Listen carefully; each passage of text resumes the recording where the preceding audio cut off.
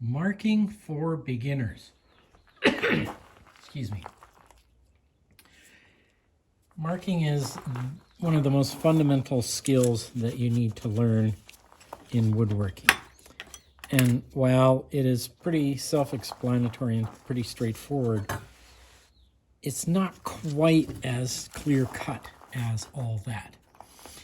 So if I want to make the end of this board square before measuring it for length so that I can cut it accurately, I need to be able to draw a line across here and understand what I'm marking when I draw that line. To begin with, I always make sure that I know which is going to be the reference edge for my marking, so that all my marking in the future on this board will come from that reference edge. So that everything will be square to that reference edge. So I mark it with a loop. So this is now my reference edge. Okay, so I want to square this across. You can see it's not at all square. I'm going to give myself a bit of room to allow my saw to follow a kerf rather than slide off the end. And then I'm going to strike a line across with the pencil. Now, some of the things that you need to notice. The pencil isn't square. It's cone-shaped. So if I hold the pencil vertically against the ruler, then the ruler will be up here and the tip down there, some distance away from the ruler mark. So if I was actually measuring a distance and I use the pencil vertically, it's going to make a line that isn't in measurement with the ruler. So you need to keep that in mind. So when you put your pencil up against the ruler, you want to tip the pencil out so that this edge of the pencil, the edge that's against the ruler, is vertical. Vertical. Like that. So when I do this mark, I want to make sure that the pencil is not vertical, but that the marking edge of the pencil is vertical, and then I can strike a line that is vertical, that is right at the edge of the ruler. A mechanical pencil is a bit different than a regular pencil. As you can see, the bevel on the mechanical pencil is considerably less than the bevel on the pencil, because the pencil lead only has a little bit of bevel on it instead of the entire exposed lead being vertical or beveled. A bit of it is still vertical. I want to put that vertical bit against the ruler, but the bevel is probably too high for that unless I make a specialty bevel. So I'm going to wind up with that bevel against the ruler, just like with the pencil lead, but the angle of it is going to be a little less. So I want my pencil not vertical, but I want it so that the bevel is vertical. Then I can strike a line with intent. Okay, marking knives. This is called a spear point single bevel. The back is flat. The front is beveled twice to a spear.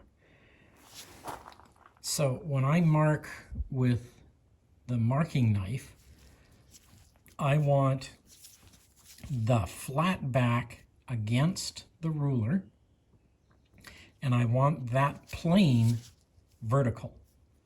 So I can hold the marking knife so that the marking knife is completely vertical, but I can also move it on an arc through that vertical arc to wherever is convenient for me to mark. And when I strike this line, I want to make sure that the back flat bevel is against the marking gauge, whether ruler or whatever, and then when I pull the knife to make that mark, I want to make sure that that plane of the back of the marking knife is vertical. Then I can strike a line across the board that is accurate and with my intent. Once I've struck that line, the waist is on this side. So this is where I want the waist to be, and this is my measured. This is my measured side of the line. And my measurement should be to the inside of that line, not to the middle of the line. So if I were measuring this as a distance from something, I want to put the measurement that I want that to be on the inside of that line. That way when I strike that line, I know this is my measured portion, this is my waist portion.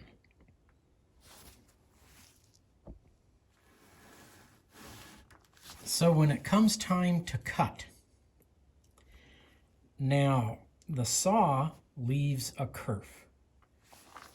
It takes some space of the wood, the thickness of the blade. Japanese saws have thinner curves than Western saws, but they still have a curve. So when I cut this, if I want to cut to the accurate measure point, and I'm not worried about microscopic precision, in other words, I won't have to re-chisel this, I can place my saw so that this side of the blade is right exactly taking out the line.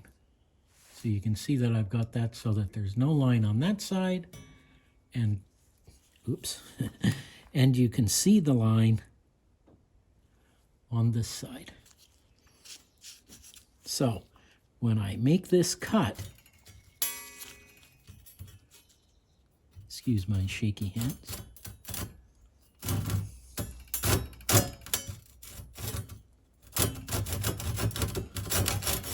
when I make this cut, I am making sure that the inside of the kerf, this side of the kerf,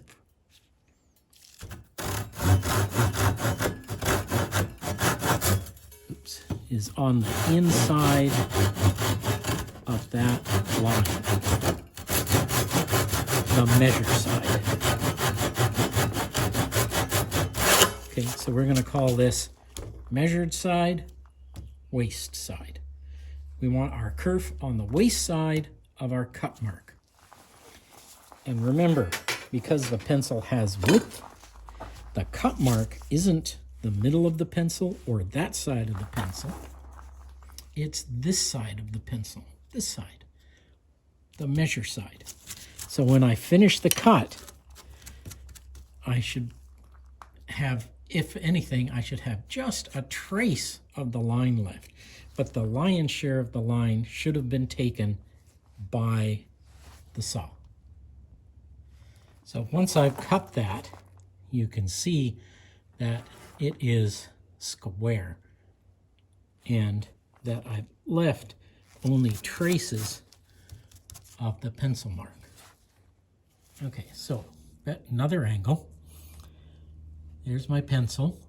There's my pencil with the lead of the pencil vertical. There's my pencil with the pencil vertical. See how much that line of the pencil, let me just rotate this. Okay, see how much the line of the pencil moves out away from the marking edge? So my marking edge, my marking line with this pencil is like a good 1/16 of an inch away from the edge of the ruler. With the mechanical pencil, you can see that with the bevel being much less, moving the pencil vertically moves it maybe a 30-second away, but it does move it away. Now you can see with the marking knife that the marking knife is able to go hard up against the measuring edge. If I tip the marking edge this way, look how much that moves. Likewise the other way. This levers it away even more, so it's more critical when using a marking knife to get that back bevel vertical against the measuring edge of the ruler. I don't have a dual bevel marking knife, but a lot of Western knives they're beveled on both sides, not just one side. And so that's kind of analogous to the pencil lead. So you have to make sure that the bevel is vertically against the marking edge, not just the body of the knife. Okay, measuring distances along a board. So I'm measuring from my square end down the board. I want to make sure that I take this ruler and lay it, tape measure, you can use a ruler. I want to make it flat against the board. So I want to make this 4 feet long. So now I've got that stuck on the end there at the same distance in from the edge as where I'm going to be making my mark. And I want to make the mark at 4 feet. So I put my pencil on that mark and I make a line diagonally across my board. That leaves me with a little mark like that. Now I want to take my pencil and put it back on that mark, the 4 foot mark. Wait, kind of hard to see. Let's do this left-handed. Okay, there we go. Put that mark, pencil right back on the 4 foot mark, and then draw another diagonal line away. That leaves us with a little V-shaped mark. Now, when I go to put my ruler on that mark, where do I put it? Well, this is the side that I'm measuring, and this is the side that is going to be waste. And this is my reference edge. Hopefully that's all in the screen. Okay, so I will put my ruler down here, and you can see, let me zoom in. So now I've created a little V, but where exactly on that V is my 4 feet for when I put my ruler on it? Is it right there? Or is it over here a bit or over there a bit? Because it's a V, even if it's a rough V, you can see that the point of the V is right on that 4 foot mark. If I move the ruler up, you can see that the marking place winds up being roughly halfway between either of the sides of that V. It's not perfect because I didn't use any kind of tool to make the V, but it is roughly there. So if I check this with my tape measure before I put my ruler on, I can see that my V, where that little void is right there in the middle of it, you can see is exactly 4 feet. So I can put my tape measure aside. I can now take my ruler and bring it right up so that when I'm looking down on it from above, I can only see that little gap in the V. Grab my marking knife, put it vertically against, and strike a marking line. Because I'm doing this carefully and making sure that my marking knife is vertical, I can do that mark multiple times and still get the same mark. Okay, same thing with the pencil. Just make sure my pencil lead is vertical against the side and then draw that mark. Because I'm using a consistent method, the mark will be consistent as many times as I make it. And the same thing with that other pencil. So this is my measure side. This is my cut side. But the difference here is that this side here is the ruler side. So this time when I cut this, I want to put my kerf on this side of the ruler, of the pencil mark. If I want to do it the other way, then I should just put my ruler this way so that the measure side is this side. That's the way I should have done this mark. Then I am keeping my marking system consistent. The kerf will go on the pencil lead side. The edge of the kerf will go on the measured side. That is the best way to do it, is to maintain that level of consistency. Let's recap that.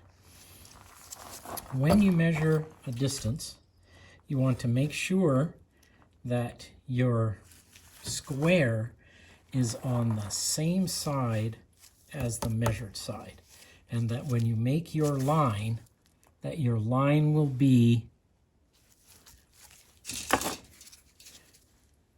with the waist side on the side of the ruler that you're making the mark, and your measurement will be through the ruler. So you will make your mark with the bevel on the waist side and the flat back against the ruler. The same when you go to make your pencil mark. The flat of the pencil, well, the bevel of the pencil against the ruler, but your pencil bevel vertical towards the ruler.